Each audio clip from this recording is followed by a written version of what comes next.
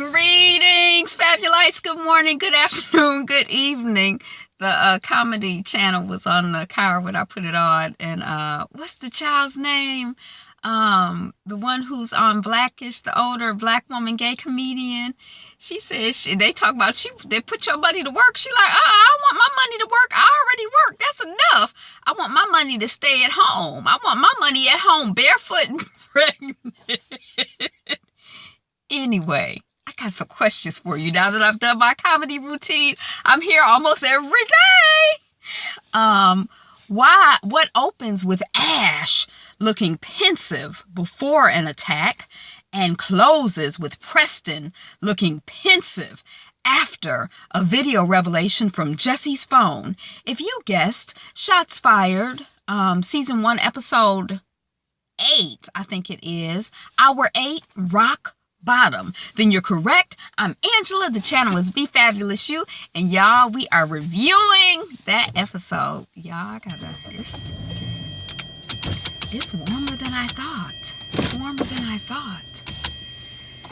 Okay, so can I just start off by saying I just got to watch it, and dang, I meant to look up who I was talking to, because I was talking to somebody, chatting on these comments, on these comment streets about Ash and Preston getting together. Girl, Ash and Preston got together. And I have to admit, I'm not really mad about it.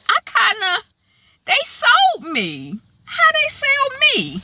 I can't stand when characters get together and there be sexual tension and they get together. It always ruins things. It's ruined. But is it ruined? I don't know, because they sold me on it.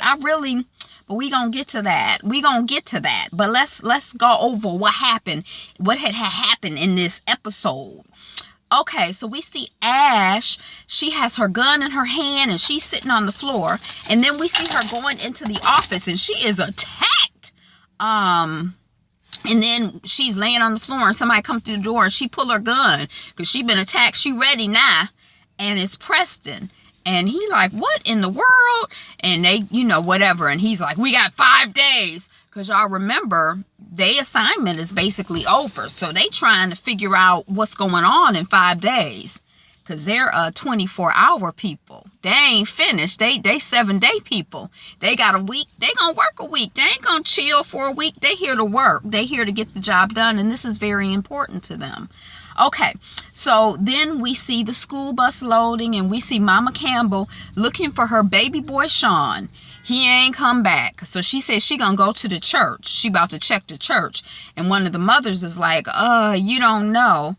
Pastor Janae was arrested for Joey's murder last night.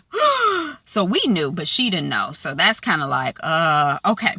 So then we hear a news report and we see a bunch of press and folks outside of the sheriff's office. And then we see Pressed Ash entering and Platt says there is an anonymous tipster that reported the gun at the church. And then, we're into the room with Pastor Janae and her attorney. And Ash is like, shackles off. I thought it was really interesting that she used that language, shackles. Do cops use that language? Because they sure as hell look like shackles to me. Like what they used on enslaved people. That's the same thing as handcuffs, right? But I thought they used cuffs. So I was kind of like, shackles? It caught my attention. That's all I'm saying. It caught my attention. Oh, no, stop. My phone is doing this thing, y'all. I hate when it does this, and I don't know how to stop it.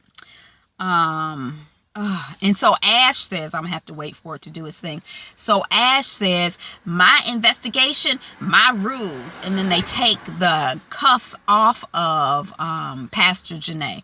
So they're basically, I got a lot of notes, y'all. I don't know why I be having so much notes, because be so much stuff going on. Did you see the episode? And so basically Pastor Janae is like speaking truth. She like, Ash is like, well, why are they gonna frame you? Because Pastor Janae is like, there was a robbery in my church a couple weeks ago and a speaker and a computer was stolen, and that's probably when they planted this fake ass gun there. And Ash is like, why would they frame you instead of some low level criminal? And Pastor Janae is like, have you heard who the cops are? Do you know what their history is? Do you know what they're about? They're about controlling, intimidating, harassing, managing black people. That's how this system originated, and that's what they do. They chose me because they trying to control my ass because I'm out here on these streets trying to do something. Oh my gosh, it's frozen. Oh, okay. I'm out here on these streets trying to do something. So that's why they're on me and not some low-level person who ain't doing shit. Okay, so let's see if I missed anything from there.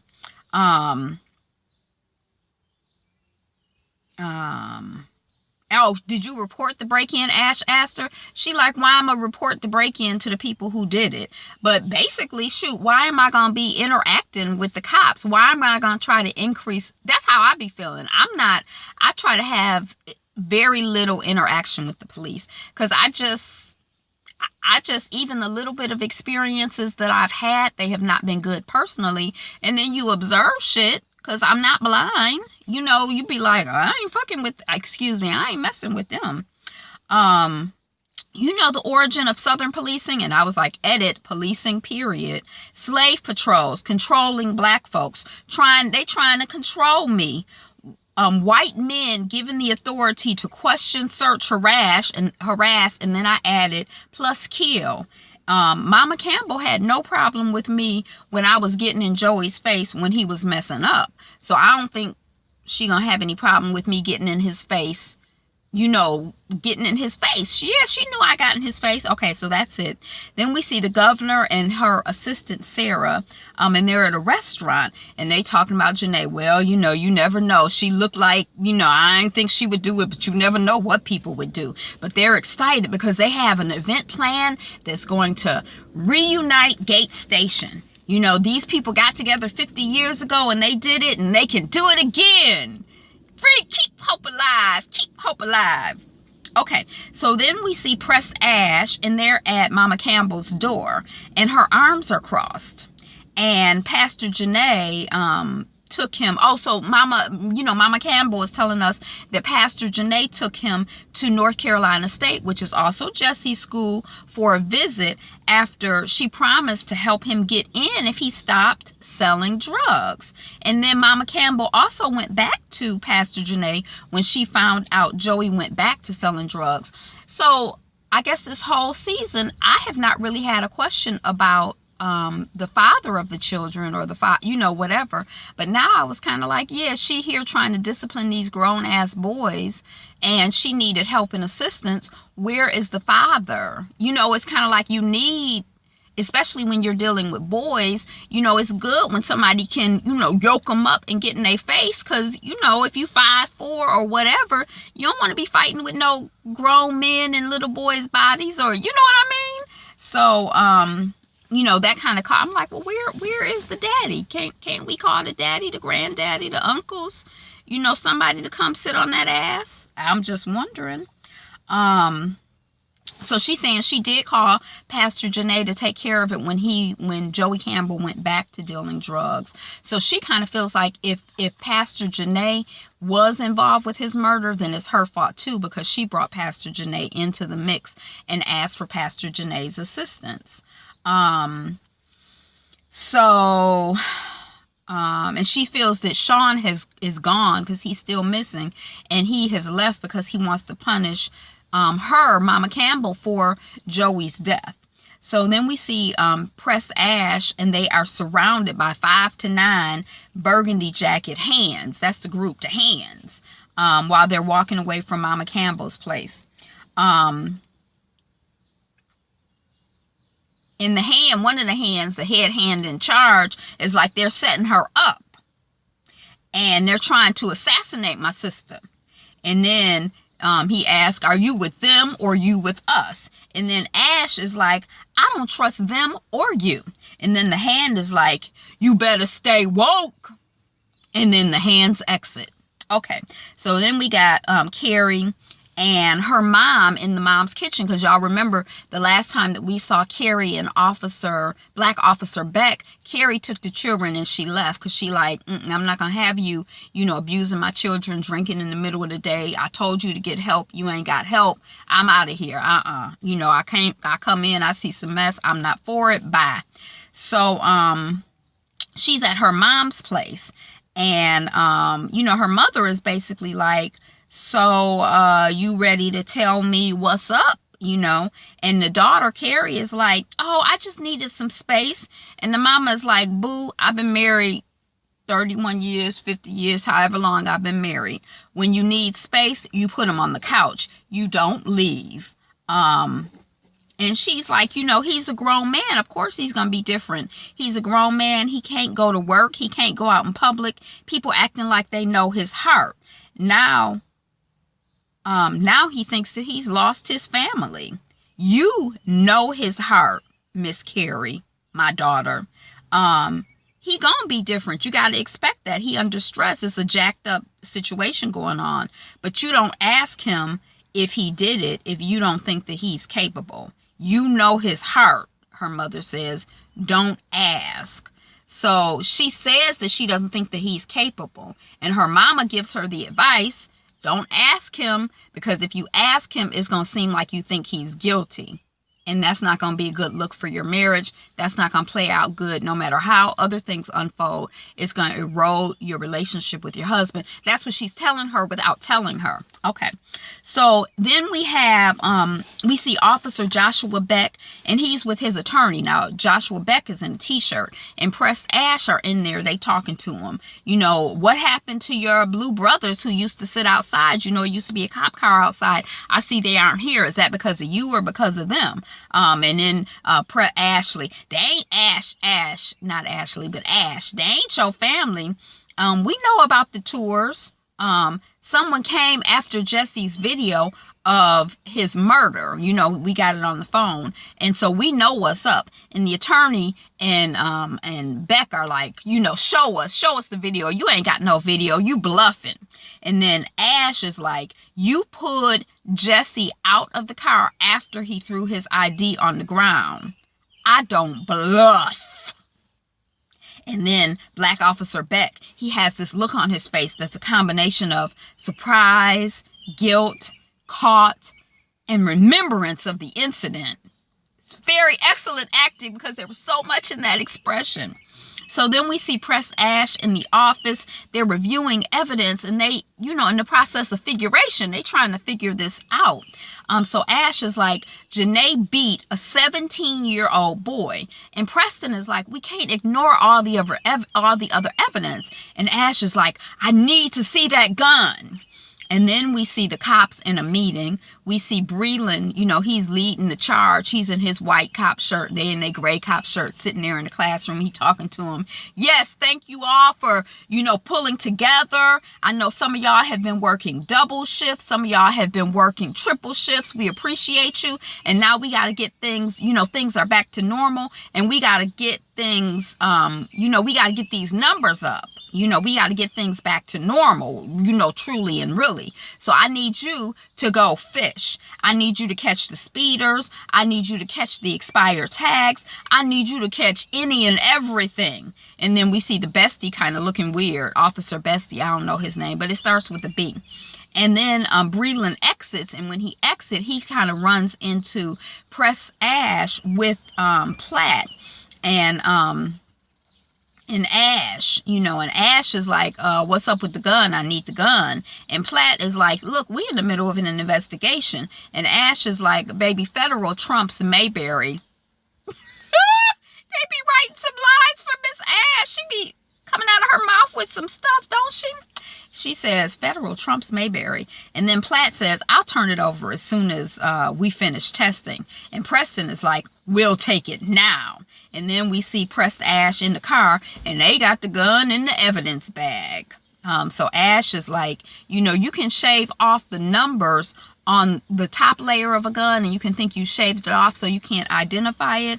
But if you go to the right person and you know the right situation, those numbers go deep. They like 4 layers down. So it may look like it's gone, but we can get this information off of this phone. You can still get them serial numbers. And that's what I know, the right people, and that's what I'm about to do.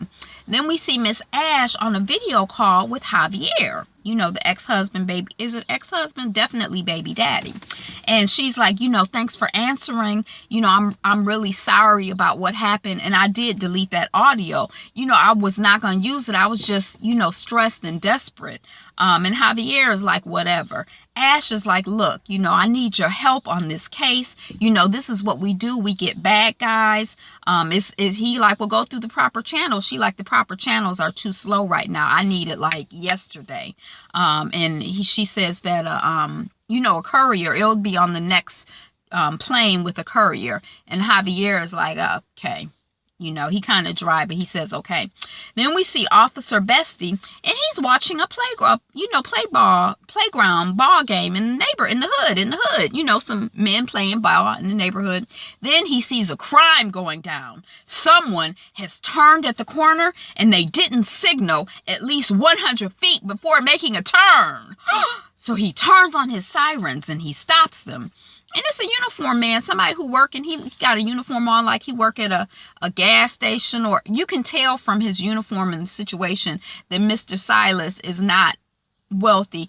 Homeboy is, or not homeboy, but Mr. Bestie, Officer Bestie, is sitting in the hood looking for poor people, harassing poor people. I don't know why. I do know why they don't take their ass out to the rich neighborhood and sit up there and, what did they say, go fish there, because the white people would have the power and the resources to be like, oh, hell no, y'all not going to be sitting in our neighborhood looking for little minor shit. Go out there and look, you know, do your job. Your job is to protect and serve us. So go get those black poor criminals and keep them from coming over to us. Okay, so anyway.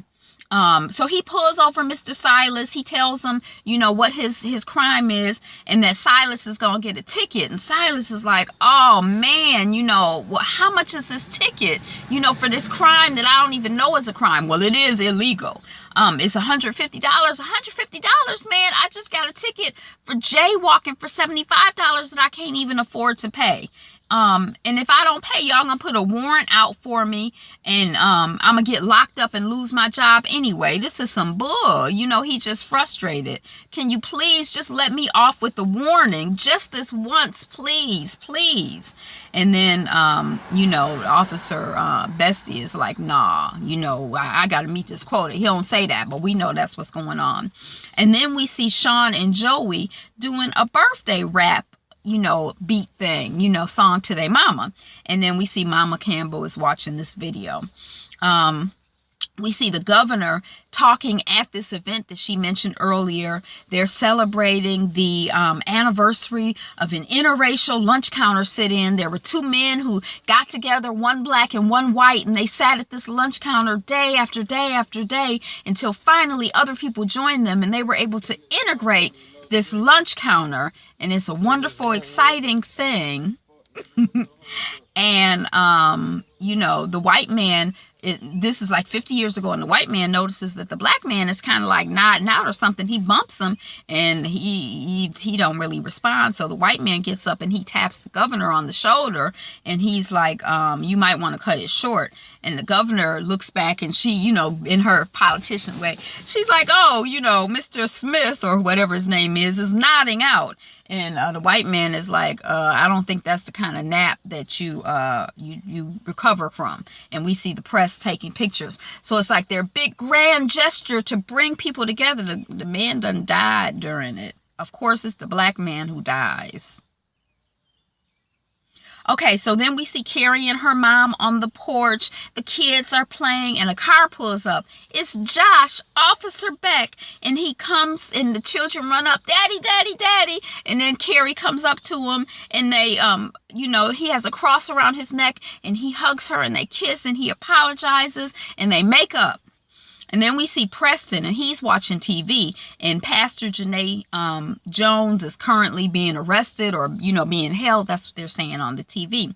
And then the phone rings, and Ash is in the room, and she puts it on speaker. She like, hey, you got the numbers? And Javier is like, yeah. And he's like, we not partners. We not friends. If it ain't about Kai, don't call me. He hangs up. The fax comes through the phone. Preston and me are looking when he hangs up, don't call me. Me and Preston are like, damn. It's kind of like, I don't know. I was kind of embarrassed to, it's like, I didn't hear anything. Okay, so then we see Ash with Cox in an interrogation room. Ash is like, the gun used to kill Joey is yours. And Cox is like, excuse me? And Ash is like, you paid for it. You bought it this year at this place. And Cox is like, that gun was stolen about 2 months ago. Y'all notice how everything is about 2-3 months ago? And then she's like, did you file a report? He's like, of course I filed a report. I am a law-abiding citizen. And then Ash leaves. She storms out the room and she goes to a desk cop and she asks him for the police report. And she gets it. Okay, so then we see Pressed Ash back in the strategy room. They disappointed, but, they not. They still, trying to keep pushing. All we got is these two folks, these two witnesses, but they're black, poor, and they don't speak the king's English. So who's going to believe them? We really needed that gun. And then Preston is like, reporter Charlene is out of recovery. Let's find out what she knows. And then Ash is like, where'd you get that $10,000? Speaking of reporter Charlene, where'd you get that $10,000? And Preston is like, my brother, And she's kind of like, And, he's like talking. Basically, he's like, I wanted to ride in on the white horse. And Ash is like, we all do at first, but we learn quick that you can't play a clean game against dirty players. And Preston is like, I don't want to see color, but... And Ash is like, it ain't color. It's about seeing where folks are coming from. Okay, so then we have Pastor Janae, and she's behind bars. That's how the shot is. And we see Platt and Cox in Cox's car. And Cox is like, you can imagine that I was shocked that my gun was recovered from the pastor's church. How did that happen? Those two people are trying to put this killing on me. And then we're at the hospital with reporter Charlene. And she says, what she says is that, the story she tells that she got from Kiana, it corroborates Corey's story. Plus it puts Durkin on the scene. So Ash is like, yeah, but Kiana is ghost. And the reporter is like, shoot, with good reason. And if you find her, she ain't going to testify. She's too scared. That's the end of that scene. Then we're at Mama Campbell's house, and Mama Carr shows up with hugs. She heard about Pastor Janae's arrest, and they bond. Now we see a video of the white Jesse, and under happier and alive time. So that's the thing. We're seeing these dead children when they were happy and alive. But when she's holding up, I noticed when Mama Carr was holding up her phone, it was in front of the laptop that Mama Campbell watched her video on. Her video had her two sons on it. So when Mama Carr is holding up her video, her white JC is in front of the black JC. But then we see kind of like a fuzzy image of Sean. Like, so it's like we see the white JC and Sean. So it's like the dead boys are kind of on top of each other. And then the other boy, who we don't know what's up with him. Is he dead? Is he alive? Where he at? What's going on? He's in that image too. And Mama Carr says to Mama Campbell, Sean will be back. And then, then we're at Platt. Platt is arriving at Breland's house, and Breland is like, hey boss, come on in. And the boss is like, let's talk out here. And then we see Breland's wife, and she's looking worried. She's observing the two men talking from inside. And when hubby comes in, she like, all good? And Breland is like, yeah, all good. Excuse me. And then we see Ash, and she's studying. I don't know what she's doing some figuration too. And then her phone beeps. And she's received a text message from an anonymous number. And it's got a picture attached of her arrest report. Resisting arrest, drunk driving, whatever it says. So then we see Officer Bestie once again driving through the hood, and we see he sees Sean going into a house, and he pulls over. It's like, I don't know if it was a crack house or an abandoned building. You know how these little runaway kids wild children or whatever be hanging out in these abandoned houses, and that's where they were, an abandoned building. And Officer Bestie goes in and he gets Sean, and he has a talk with him as they're driving around or whatever, and he's like, your mama is worried about you. It can't be easy for her. And Sean says, well, is it easy for you to kill black folks? You used to lynch us, now y'all shoot us. And then Officer Bestie is like, look, man, I'm sorry about your brother. I can't do nothing about your brother or lynchings that happened before I was born. You are my do-over. There was a guy I pulled over today who really needed a break, but I didn't give him a break. And Sean is like, my brother didn't get a do-over, and I really wish that you and my mama would stop trying to make me a Joey do-over. Okay, then we see Ash and Joey at the Joey Campbell mural. And it's shot through, she's looking through a fence, but it's like almost like she's looking through bars. So that's an interesting thing. And then we see Ash, she's making a video to Kai. She's telling her, you the greatest, you the best, you number one, you the best part of me. Embrace your fearlessness, embrace your curls, embrace your brown skin, embrace your butt. You got that from me. You are loved. Know that if anything happens to me, you are loved. And then she files it on her laptop under a file called for Kai. Then we see the governor in the car with assistant Sarah and the white living half of the integrating duo from earlier. And she's like, to the white guy, I'm really sorry about your friend. And the man is like, life doesn't always agree with your plans. Daddy raised me to be a 24-hour person, consistent, dependable, who I am 24 hours a day. And then he like, I want to go into this diner. I hadn't been in here in years. And he goes into the diner. And then when he leaves, the governor starts to cry. Maybe because she's not a 24-hour person. And then we see Officer Bestie watching as Mama Campbell opens the door for Sean after he knocks, and she sees Officer Bestie sitting out there or driving away or whatever. Then we see Press Ash. They're drinking at this bar, White Cop Bar. I don't know what kind of bar it is, and that's what Preston is like, why are we here instead of at the hotel? And we see Ash, she's going up and she's approaching Breland. Can I talk to you? They going out into the alley, and then he's peeing. And Ash is like, I got your text message, and I'm done with you messing with my daughter and messing with my head. You were there when Cox killed Joey, and you covered it up. And Breland is like, yeah, I can prove my story. Basically, you can't prove yours. And Ash is like, but I'm smarter than you. And then Officer Breland attacks Ash, and he has her on the ground, and he has his hands around her throat. Ah! And Ash, and then he says, you better figure out what smart means. And he gets up, or he's going to walk away because he showed her. And then her ass grabs a pipe and pulls him down and has him choked up. She about to kill him. She got that pipe on his neck. Woo! And then we hear Preston, Ash. And then Ash lets Breland go. And Breland walks away. Oh, no, Ash walks away. And then, somebody walks away. And then Preston kind of follows after a moment of, what? Like, what in the hell is going on here? So somebody walked away. And then we see pressed Ash in the hotel room. And Ash is like, I lost Kai. And Breland made a report that I was driving drunk and assaulting an officer. And Preston is like, did you? And Ash is like, it doesn't matter. I could have killed him. And Preston is like, I will destroy him on the stand. I won't let him hurt you. And it's like in that moment, we saw it in another episode, but it's like he is so young and fresh and just like, he's just such a believer. He's just so young. Like I really felt like his youth in that other scene too.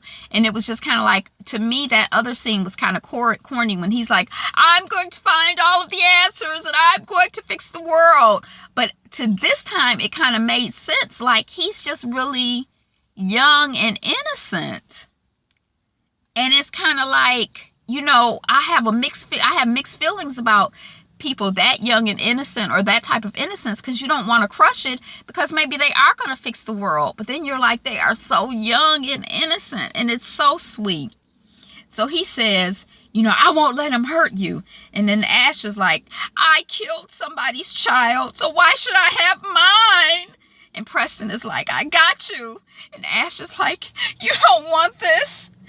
And then Preston is, you know, pressing up into her, and she goes into her frantic sex mode, because y'all know she uses sex as a part of her addiction. It's like part of how she escapes. It's not healthy or productive.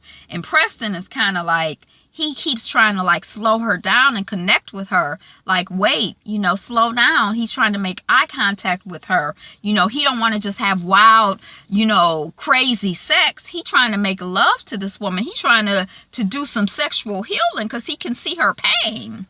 And that's to me, that's what the scene looked like. So, you know, I don't know, but for me, I bought it. I thought it was really like, you know, I don't know about this older jaded woman with this young man, and I don't know, but I bought it at the moment, and I still buy it now. I'm like, oh my God, what?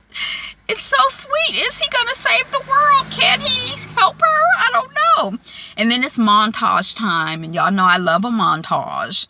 So we see Mama Carr sleeping on a couch, and she's being covered up by Mama Campbell. And then Mama Campbell goes off, and she gets into bed with the back home baby boy Sean, and then she's cuddling up with him like, my baby is home. And then we see Officer Beck and Carrie in bed, and they're looking deeply into each other's eyes, and there's some strocation going on.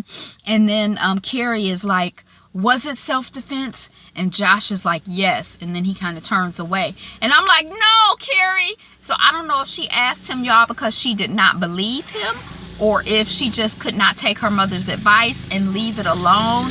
But it's like in that moment, crack, their relationship shifted. It's a whole new animal. That's how I feel. And then we see Preston leaving Ash in bed, and he's going into the office safe. He gets Jesse's phone, and he watches one of his secret videos that's hidden in his calculator file on his phone.